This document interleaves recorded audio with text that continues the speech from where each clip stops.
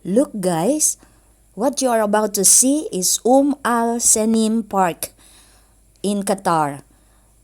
It has an air-conditioned pedestrian and jogging path which spans 1.143 kilometers and holds the Guinness World Record of being the longest air-conditioned path in the world.